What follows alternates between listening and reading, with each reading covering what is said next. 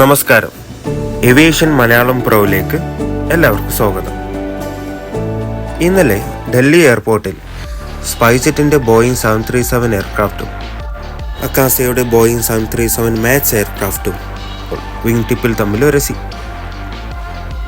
സ്പൈസ്ജെറ്റിൻ്റെ എയർക്രാഫ്റ്റിൻ്റെ wing tip ഡാമേജായി, part ബ്രോക്കനായി, ഫ്ലൈറ്റ് ക്യാൻസൽ ചെയ്യേണ്ടി വന്നു. ഇതുപോലെ കോടികളുടെ ഡാമേജ് ഒഴിവാക്കാൻ ഏപ്രോണിൽ ഡ്യൂട്ടി ചെയ്യുന്ന ഒരാളുണ്ട്.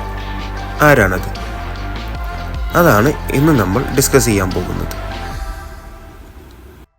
അയാളാണ് വിങ് വാക്കർ.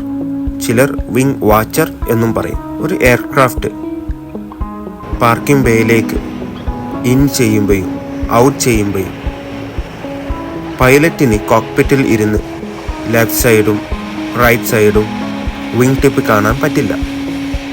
അതാണ് പൈലറ്റിൻ്റെ ബ്ലൈൻഡ് സ്പോട്ട്. ആ ബ്ലൈൻഡ് സ്പോട്ടിൻ്റെ ഫുൾ റെസ്പോൺസിബിലിറ്റി വിങ് വാക്കറിനാണ്. വിങ്ങിൻ്റെ താഴെ നടന്ന് വഴി ക്ലിയർ ആണെന്ന് ഉറപ്പിച്ച് പൈലറ്റിന് സിഗ്നൽ കൊടുക്കുന്ന ഗ്രൗണ്ട് സേഫ്റ്റി സ്റ്റാഫാണ് വിങ് വാക്കർ. ഈ വിങ് വാക്കറിൻ്റെ പ്രധാന 4 ഡ്യൂട്ടികൾ ഇതാണ്. 1. Clearance check.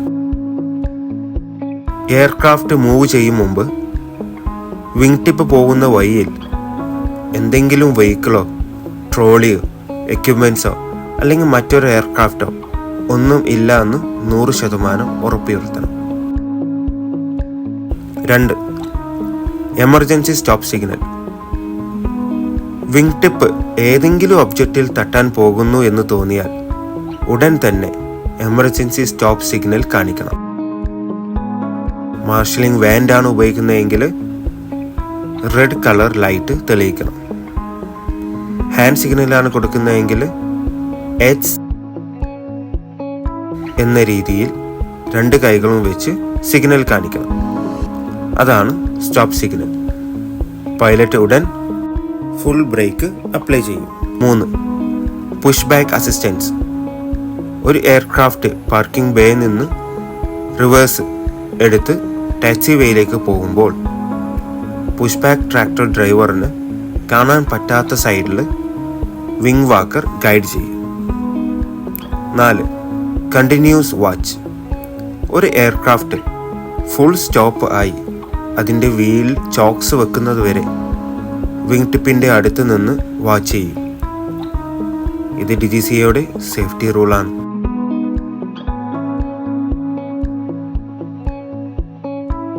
ഇനി ഇതിൻ്റെ ഗൗരവം ആലോചിച്ച് നോക്കൂ.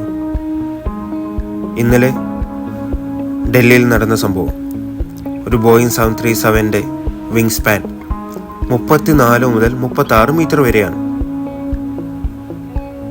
ഈ വിങ് ടിപ്പിൽ വിങ്ലെറ്റ് എന്നൊരു പാർട്ടുണ്ട്.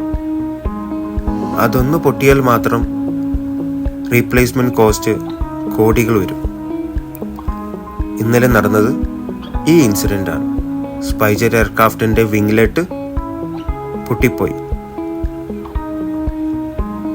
സ്പൈസ്ജെറ്റ് എയർക്രാഫ്റ്റിൻ്റെ ലെഫ്റ്റ് സൈഡിലെ വിങ്ലെറ്റ് അക്കാസ എയർലൈനിൻ്റെ റിയർ ടെയിലിലെ ഹൊറിസോണ്ടൽ സ്റ്റെബിലൈസറിൽ കുടുങ്ങി പൊട്ടിപ്പോയി. ഇനി ഇങ്ങനെ ഡാമേജ് ആക്സിഡൻ്റ് ഉണ്ടായാൽ DGCA റൂൾ പ്രകാരം എൻജിനീയേഴ്സ് മണിക്കൂറുകളെടുത്ത് ഫുൾ എയർക്രാഫ്റ്റ് ഇൻസ്പെക്ഷൻ ചെയ്യണം. ഫ്ലൈറ്റ് ക്യാൻസലാകും, 100 കണക്കിന് പാസഞ്ചേഴ്സ് ബുദ്ധിമുട്ടും, എയർലൈനിന് കോടികളുടെ നഷ്ടം, റെപ്യൂട്ടേഷൻ പോകും. ഇന്നലെ ഡൽഹിയിൽ സംഭവിച്ചത് അതാണ്. സ്പൈസ്ജെറ്റിൻ്റെ വിങ് ടിപ്പ് ബ്രോക്കൺ ആയതുകൊണ്ട് ഫ്ലൈറ്റ് ഗ്രൗണ്ട് ചെയ്യേണ്ടി വന്നു. അക്കാസ എയർലൈനിൻ്റെ ഫ്ലൈറ്റും ഗ്രൗണ്ട് ചെയ്യേണ്ടി വന്നു. ചെറിയൊരു ടച്ച് മതി ഇത്രയും വലിയ നഷ്ടം വരാൻ. അതുകൊണ്ടാണ് വിങ് വാക്കർ അല്ലെങ്കിൽ മാർഷലർ, ടോ ടെക് ഡ്രൈവർ ഇവരെയെല്ലാം എയർക്രാഫ്റ്റിൻ്റെ കണ്ണുകൾ എന്ന് ഏവിയേഷൻ ഇൻഡസ്ട്രിയിൽ വിളിക്കുന്നത്.